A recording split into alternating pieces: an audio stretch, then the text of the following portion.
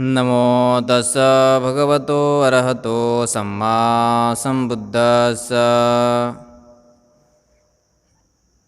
तथागत भगवान बुद्ध, बोधिसत्व डॉक्टर बाबा साहेब अम्बेडकर, हमारे आचार्य उपाध्याय पूज्य भदंत जी अंगुलीमाल शक्तिपुत्र महास्ते। आज सभी उपासक उपासिकाओं के लिए एक भंते जी आदरणीय होते हैं, पूजनीय होते हैं, वंदनीय होते हैं। ऐसा क्यों?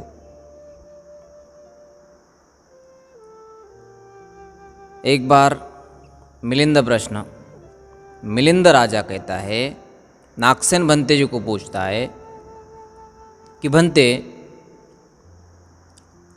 यदि श्रोतापन्न सकादागामी अनागामी एक उपासक हो और एक अज्ञानी भिक्षु हो, तो श्रोतापन्न सकादागामी अनागामित्व प्राप्त करने वाला उपासक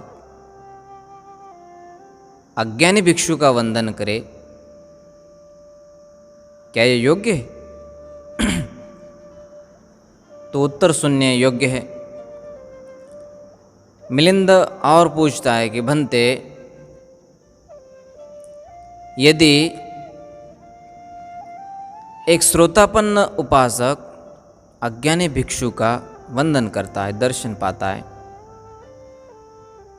तो आप जो कहते हैं कि सबसे बड़ा धम्म होता है, ये तो गलत बात है। यदि सबसे बड़ा धम्म है तो एक अरहंत भिक्षु, एक अरहंत उपासक अरहंत भिक्षु को ही वंदन करना श्रेष्ठ होगा। सबसे बड़ा धर्म तब होगा जब कोई धर्म को महत्व देगा, धम्म को महत्व देगा। यह तो धम्म का एक प्रकार से डिग्रेडेशन है, एक प्रकार से डिवैल्यूएशन ऑफ रिलीजन है, धम्म है। इसके बारे में आपकी सोच क्या है? तो नागसेन जी बड़े शांत चित्त से कहते हैं, राजन, भिक्षु में यदि उतना ज्ञान भी न हो, लेकिन उसका शील अच्छा हो। भिक्षु के बाह्य दो चिन्ह होते हैं, एक होता है चिवर पहनना और दूसरा होता है सिर मुंडाना। यदि ये दोनों है तो वह भिक्षु है। और यदि भगवान बुद्ध की शील, समाधि, पन्या इन त्रिअधि शिक्षानुसार चलता है तो वह भिक्षुत्व का अधिकारी होता है, चीवर लेने का अधिकारी होता है। जो भी कोई आदमी हो, यदि उसने चीवर लिया तो सबके लिए वह वंदनीय हुआ, उपासक उपासिकाओं के लिए। और उसका कारण यही नहीं, बल्कि नागसेन जी मिलिंद को कहते हैं कि इन कारणों से सबके उपासक उपासिकाओं के लिए एक भिक्षु आदरणीय होता है, वंदनीय होता है। किन कारणों से? क्योंकि वे भिक्षु आरण्य में, वृक्षमूल में, शून्यागार में, इन तीन श्रेष्ठ भूमियों में रहते हैं। वे सभी अच्छी बातों में आगे रहते हैं, अच्छे नियमों का, नियमों में प्रतिष्ठित होते हैं, अच्छे निगम में रहते हैं और नियम का पालन करते हैं, सदाचारी होते हैं, शांत और दांत होते हैं, संयमी होते हैं, श्रेष्ठ आचार और विचार करने वाले होते हैं, ऊंचे और पवित्र इच्छाओं वाले होते हैं, विवेक संपन्न होते हैं, पाप कर्मों में लज्जा रखने वाले, भय रखने वाले होते हैं, वीर्यवान होते हैं, अप्रमादी होते हैं, शिक्षाओं की आवृत्ति पठन पाठन करने में सदा उत्साह दिखाते, शील में प्रतिष्ठित होते, धर्म को जानने के लिए सदा उत्सुक रहते हैं, शीलों का पालन सदा करते हैं, तृष्णा पर विजय पाने के लिए उत्साह दिखाते, शिक्षा पदों को पूरा करते हैं। इन सभी गुणों के साथ साथ काषाय वस्त्र धारण करने वाले होते हैं और शीर मुंडाते हैं। ये उनके बाहरी चिन्ह है। ये मिलिंद प्रश्न का 200 पेज नंबर का ये क्वेश्चन एंड आंसर है। यदि आप मिलिंद प्रश्न ये मेरे लिए मोटिवेशन है। जो मुझे मिलिंद प्रश्न में अच्छा लगता है वो मैं आपके साथ शेयर करने का विचार रखता हूँ, क्योंकि मुझे अच्छा लगता है। इसी कारण से सभी के लिए एक भिक्षु, चाहे वो छोटा हो, भगवान बुद्ध तो कहते हैं त्रिपिटक में, यदि एक छोटा भिक्षु भी हो तो सबके लिए वंदनीय होता है। यदि आप ऐसा ग्रहित करें कि कल्पना करें, इमेजिनेशन करें कि एक साधारण सा कपड़ा हो और एक चिवर कपड़ा हो, आपके लिए वंदनीय वस्त्र कौन सा होगा? आप समझ गए होंगे। इसी कारण से भगवान बुद्ध ने इस चिवर को महत्व दिया। चिवर डायरेक्टली भगवान बुद्ध से नाता जुड़ता है। चिवर, जो व्यक्ति चिवर बनता है, मानो सतपथ पर या सुगति और सद्गति का कारण बनता है। स्वयं के लिए नहीं बल्कि औरों के लिए भी। आज एक नालंदा बुद्ध विहार में, हमारे बिहार में 2-3 भिक्षु आए थे। 1 अप्रैल को उन्होंने बुद्ध गया में उपसंपदा प्राप्त की। अब उपसंपदा प्राप्त करने के बाद जो उनको उपसंपदा के बाद आइडेंटिटी कार्ड मिलता है वो भी उनको दिया गया। इसलिए बिहार में आए कि भंते जी की साइन करने के लिए, साइन करवाने के लिए। बंती ने साइन करवाई। पूछा, अब आप भिक्षु बन गए, आपका ध्येय क्या होना चाहिए? तो कहते हैं कि हम अब तो उपसंपदा प्राप्त हुए कि हम अब विहार बनवाएंगे।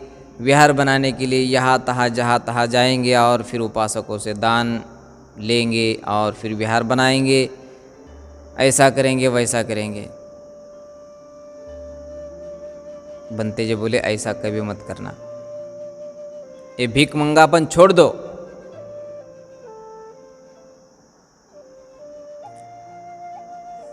यदि आप अभी भी ये लाचार्य और भिखमंगापन छोड़ते नहीं तो भविष्य में आपका आदर्श कौन लेगा? जैसे आप उपासक है वैसे यदि काम करते तो उपासक और भिक्षु में भेद क्या? What is the difference between lay people and bhikshu, monk? So you have to do great work for spirituality. एक उपासक वर्ग के लिए ऐसा काम करना आपके लिए हितकर होगा कि जो उपासक डिमांड रखते हैं मन की शुद्धि के लिए, उपदेश हो धम्मदेश ना हो, वो आपको देना आवश्यक करना चाहिए। विहार बने और वो तो ऐसे बड़े यंगस्टर भी नहीं थे, बहुत एज्ड थे, 45 और एक 65 के थे। अभी ये एज में यदि आप भिक्षु बन जाते हैं तो आपके हाथ से समाज सेवा के, भिक्षु बन भी गए तो फिर समाज से पैसा जमा करना और फिर विहार निर्माण कराना, इसी में आपका टाइम वेस्ट होगा।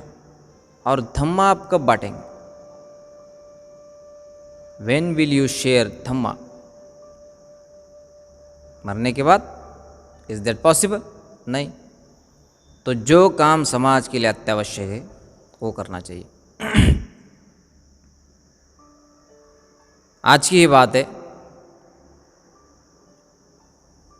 उस्मानाबाद कलम एक डिस्ट्रिक्ट में एक तालुका, वहाँ से एक मुझे कॉल आया। बोले, भंते जी हमें बड़ी इच्छा है। मैं बोला, क्या इच्छा आपकी? वो बोले कि मैं आपका गुरु बंधु बनना चाहता हूँ। मैं बोला क्या कारण हुआ? वो बोले मेरा ये नाम है।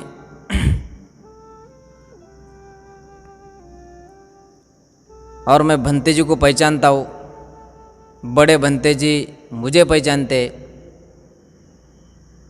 मैं आपका गुरु बंधु बनना चाहता हूँ और मैं आपसे भी और आपके गुरु से भी कुछ सीखना चाहता हूँ। मतलब आपका परिचय, मैं उस्मानाबाद का, आप क्या करते थे? वो बोले कि मैं रिटायर टीचर हूँ। मैं बोला रिटायर टीचर होने के बाद आप सोचने लगे कि मैं भिक्षु बनूं और समाज की सेवा करूं? इसके पहले क्यों नहीं सोचा आपने पूरी एनर्जी शिक्षक के पेशे में गुजारी, पूरी आपकी ऊर्जा, पूरा आपका इंथुजियाज्म आपने टीचिंग में इन्वेस्ट किया।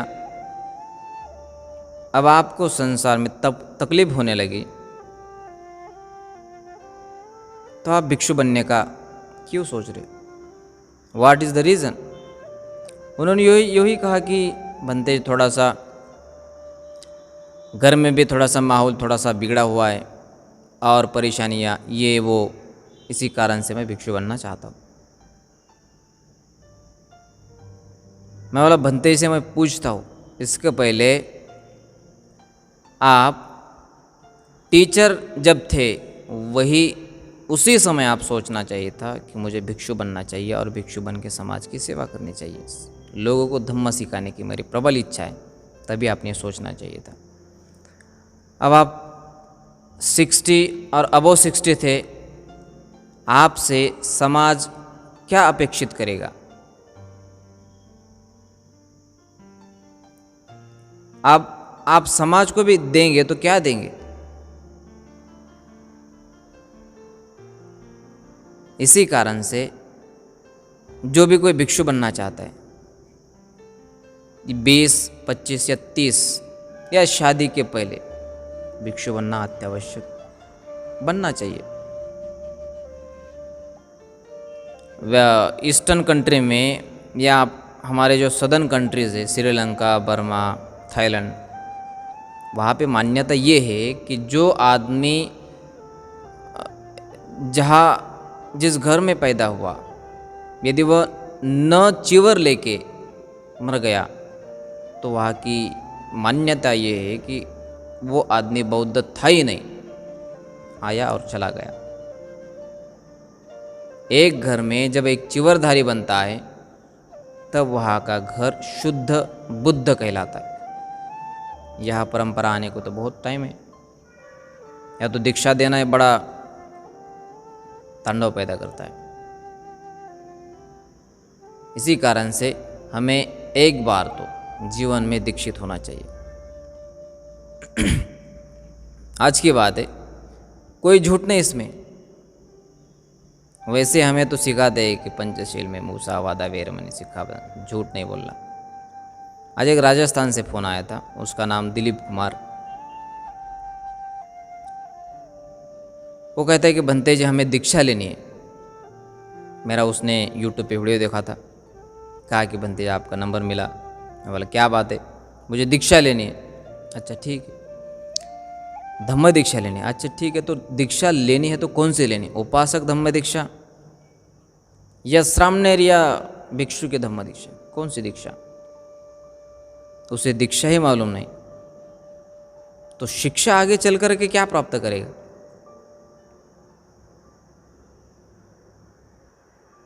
अब ये 16 तारीख को बुद्ध जयंती आती है, तो 16 तारीख को मैं मेरा रेलवे का टिकट बुक करना चाहता हूँ और आपके पास आना चाहता हूँ, आपसे मैं कुछ सीखना चाहता हूँ, धम्म दीक्षा लेना चाहता हूँ। उसे धम्म दीक्षा ही मालूम नहीं तो शिक्षा क्या भविष्य मिलेगा?